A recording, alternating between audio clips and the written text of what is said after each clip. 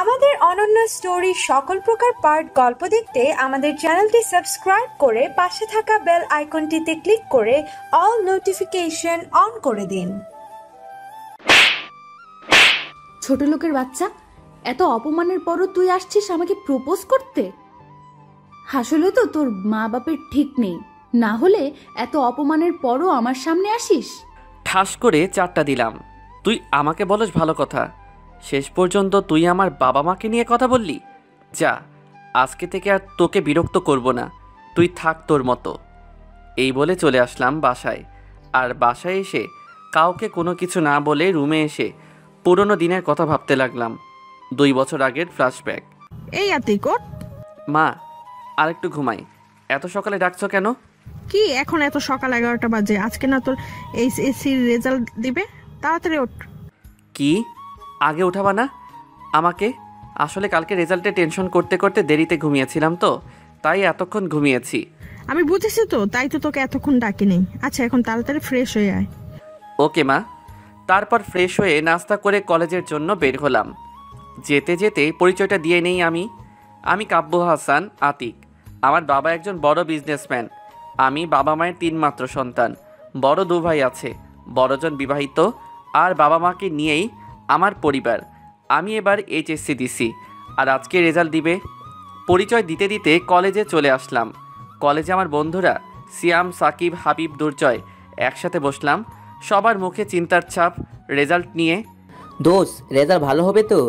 ইনশাল্লাহ ভালো হবে। তাই যেন হয় ভাই। এই আজান দিতেছে। চল নামাজ পড়ে আসি, রেজাল্ট তো দিবে 2টায়। চল। তারপর সবাই মসজিদে গিয়ে নামাজ পড়ে কলেজে গেলাম রেজাল্ট আনতে।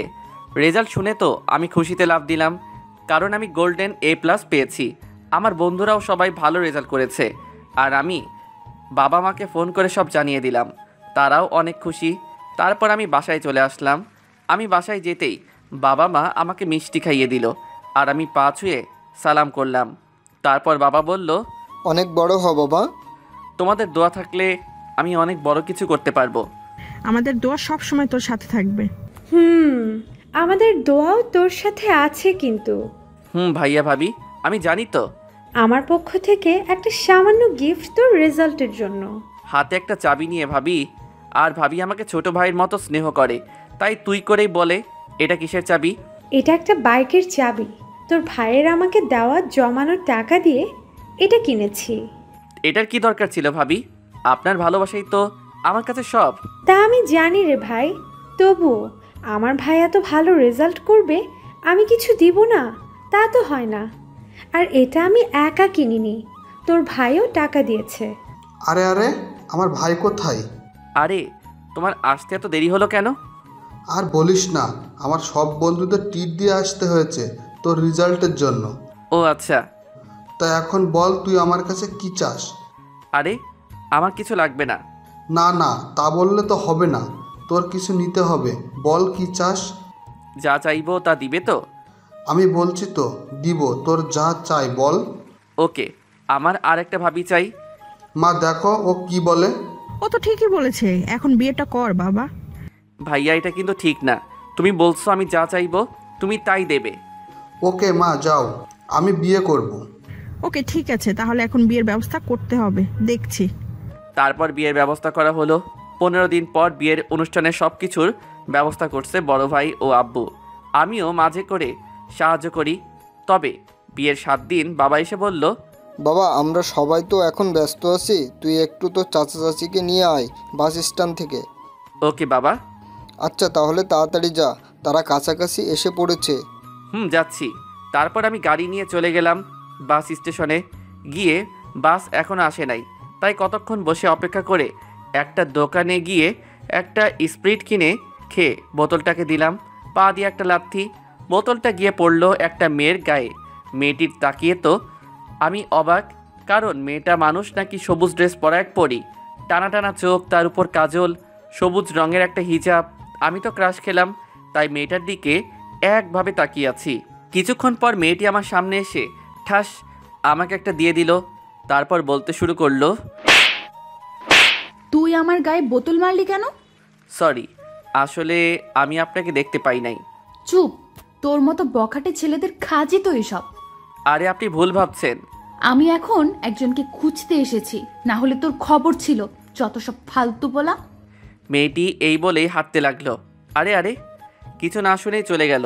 কি আজব মেয়ে বাবা, দেখতে সুন্দর কিন্তু রাগী আর অহংকারী। আমি বলতে বলতে বাস কাউন্টারের দিকে যেতে লাগলাম। গিয়ে দেখি কাকা কাকি দাঁড়িয়ে আছে। আমি গিয়ে তাদের পায়ে সালাম করলাম। তারা দুজনেই বলল, বেঁচে থাকো বাবা, আমাদের দোয়া সব সময় তোর সাথে থাকবে। চাচ্চু। মামা তোকে খুঁজতে গেছে, ও তো এখনো আসছে না। এই মামা আবার কে? কে আবার? আমাদের মেয়ে। ওই তো মেয়েটা এসে গেছে। কোথায়? পিছনে ঘুরে তো আমি অবাক, কারণ মেয়েটি হলো একটু আগে যে মেয়েটার সাথে কথা কাটাকাটি হলো সে। তাহলে কি আমার ক্রাশই হলো আমার চাচাতো বোন মামা? যাক, ভালোই হলো। মনে মনে এসব ভাবছি, তখনই মামা বলল, ওই তুই এখানে কেন? বখাটে ছেলে কোথাকার, এখন আবার আমার পিছু নিয়েছিস? আরে আপনি? কি যাতা বলছিস? তুই কি চিনিস ওকে? একটু আগেও ও আমার সাথে ঝগড়া করেছে। যাক বাবা, ঝগড়া করলো সে, দোষ দিল আমার? কি বলছিস এসব? ও এরকম করতেই পারে না, তোর মনে হয় ভুল হচ্ছে। কি? আমি বলছি তোমাদের তাও বিশ্বাস হয় না? ও কে যে ওর জন্য তোমরা আমাকে বিশ্বাস করছো না? কারণ ও হচ্ছে তোর চাচাতো ভাই আতিক। আচ্ছা বাবা, তুই বল তো কি হয়েছিল একটু আগে? আসলে কাকি, তারপর কাকিকে সব খুলে বললাম। দেখছিস, বলিস না কিছু, মিস্টেক হয়েছে। হো আচ্ছা। ওকে এখন চল তাহলে আতিক বাসায় যায়। তারপর গাড়ি নিয়ে বাসায় চলে আসলাম। বাসায় এসে ফ্রেশ হয়ে লাঞ্চ করে বাসার বাইরে আসলাম। ফ্রেন্ডদেরও আসতে বললাম, কারণ বাসায় এত মানুষের মাঝে ভালো লাগছিল না। সবাই চলে আসলো আমাদের ক্লাবে, যেখানে সবাই আড্ডা দেই। তারপর সবাই সেখানে আড্ডা দিতেছি, কিন্তু আমার আড্ডায় মন বসছে না। শুধু মামার মুখটা ভেসে উঠছে। আর ভাব, ছি, কি করে মানুষ এত সুন্দর হতে পারে? ওকে তো আমার প্রথম দেখায় ভালো লেগেছিল, এখন কি তাহলে ভালোবেসে ফেলেছি? না, এ হয় না। সে তো আমার 1 বছরের সিনিয়র। ও, আপনাদের তো বলাই হয়নি, মামা এবার অনার্স 2য় বর্ষে উঠেছে, আর আমি উঠব। এগুলো ভাবছি, তখনই সিয়াম একটা ধাক্কা দিল। ও হ্যাঁ, কি বল, কিছু বলবি? কোন জগতে আসস তুই? কেন এই জগতে? সত্যি করে বল, কি ভাবছিলি আর মিটিমিটি হাসছিলি? কি হয়েছে বল তো? আমার মনে হয় শালাই কারো প্রেমে পড়েছে। না মানে, আসলে হাবিব, তুমি ভুলে যেও না, আমি তোমার শালা না, তুমি আমার শালা, কারণ তোমার বড় বোন আছে। শালা এখন যতই কথা ঘুরানোর চেষ্টা করো কোনো কাজ হবে না। সত্যিটা বল এখন। তাহলে শোনো, আমার একজনকে ভালো লেগেছে। কাকে? আমার চাচাতো বোন মামা, কিন্তু সমস্যা হলো আমার 1 বছরের সিনিয়র।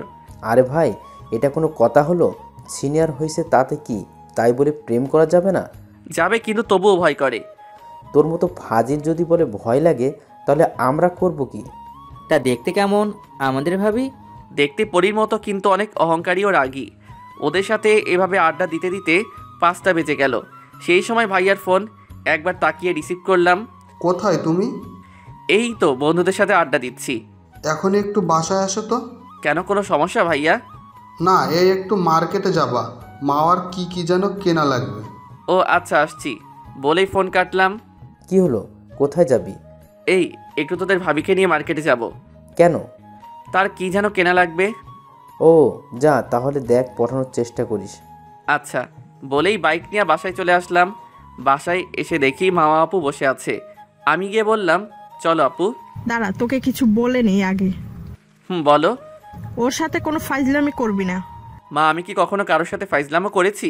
না, তুমি তো ফাইজলামি করো না, শুধু সবাইকে জ্বালিয়ে মারো। মা। হয়েছে, আর ন্যাকামো করতে হবে না, এখন যা। ওকে চলো। আচ্ছা চল, কাকি কি বলছে ওটা যেন মনে থাকে। সেটা দেখা যাবে। এই বাসার বাইরে চলে আসলাম। তারপর বললাম, কিসে যাব? কেন, তোর বাইকে যাব, কিন্তু ব্রেক মারবি না। আমি ওই রকমের ছেলে না। তারপর বাইক চালিয়ে মার্কেটে আসলাম। তারপর আপুর প্রয়োজনীয় জিনিস কিনে যেই বের হব, তখনই দেখি আমার বান্ধবীগুলো দাঁড়িয়ে আছে। এরা হলো আমার ক্লাসমেট তিথি, অধরা, জান্নাত। ওরা আমাকে দেখেই আমার কাছে আসলো। কে রে এটা? আতিক? এটা তোদের ভাবি। এটা বলেই আপুর দিকে তাকালাম, দেখি আপু চোখ দিয়ে আমাকে পুড়িয়ে ফেলবে। তারপর পরবর্তী পার্ট পেতে কমেন্টে জানান। আপনারা গল্প পড়ছেন কিন্তু লাইক কমেন্ট কেন করছেন না? এটা কিন্তু খারাপ অভ্যাস, পরিবর্তন করবেন। মনে কেউ কষ্ট নিয়েন না। ধন্যবাদ সবাইকে।